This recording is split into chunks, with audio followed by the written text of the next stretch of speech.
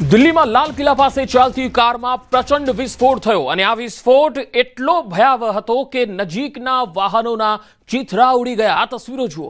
હાલ પોલીસ આ મામલે તપાસમાં જોતરાઈ છે ત્યારે કાર પાર્કિંગ અંદરના સીસીટીવી સામે આવ્યા છે। i20 કાર દિલ્હીના લાલ કિલ્લા સુધી કેવી રીતે પહોંચી એ રૂટની પણ તપાસ થઈ રહી છે। દિલ્હી પોલીસના સ્પેશિયલ સેલે રૂટનું સીસીટીવી મેપિંગ કર્યું। i20 કાર છેલ્લે બદરપુર બોર્ડર પર જોવા મળી હતી અને એ બદરપુરમાં પ્રવેશથી જોવા મળી હતી।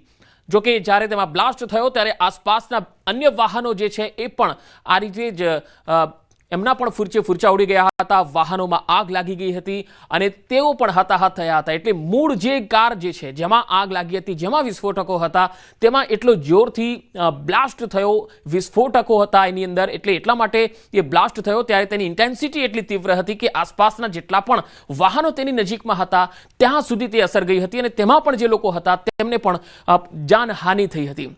તો હાલ ચાલતી કારમાં પ્રચંડ જે વિસ્ફોટ થયો હતો એ કારના દ્રશ્યો જે છે એ અમે આપને બતાવી રહ્યા છે। જ્યારે આ કાર બદરપુર બોર્ડરથી પ્રવેશતી હતી ત્યાંના આ દ્રશ્યો તમે જોઈ શકો છો। આ કાર બદરપુરમાં પ્રવેશથી જોવા મળી હતી અને ત્યારબાદ જ્યારે આ કાર આગળ જતા લાલ કિલ્લા સુધી આવે છે ત્યારે એમાં અચાનક વિસ્ફોટ થઈ જાય છે। તેમાં જે ડ્રાઈવર છે એ પણ અમે આપને બતાવી રહ્યા છે। આ ડ્રાઈવર છે જે આ ગાડીને ચલાવી રહ્યો છે અને તેની સાથે પાછળની સીટ ઉપર પણ એકાદ વ્યક્તિ હોય એવું દેખાઈ રહ્યું છે અને ગાડીનો જે નંબર છે એ પણ અહીંયા જોઈ શકાય છે। હરિયાણાનું પાસિંગ છે આ ગાડીનું અને તેનો નંબર જે છે એ પણ તમે જોઈ શકો છો અને આ નંબરના આધારે જ હાલ સુરક્ષા એજન્સીઓ તપાસ કરી રહી છે અને તેમાં પુલવામાના ઉમરની આ જે ગાડી છે એવી શક્યતા વ્યક્ત કરાઈ છે અને તેના માટે તેના જે ભાઈઓ છે ઉમરના અને તેની માતા છે તેમની અટકાયત કરી તેમની પૂછપરછ પણ કરવામાં આવી રહી છે।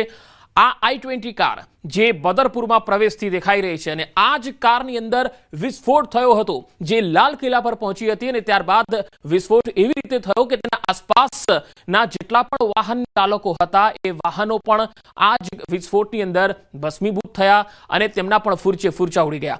દિલ્હીમાં હુમલા બાદ ગુજરાત પોલીસ એલર્ટ છે। બે તસવીરો આપને બતાવી રહ્યા છે। બીજી તસવીરમાં તમે જોઈ શકો છો કે જેમાં તમામ એવિડન્સ છે, જે પુરાવાઓ છે તે તપાસ એજન્સી એકત્ર કરી રહી છે।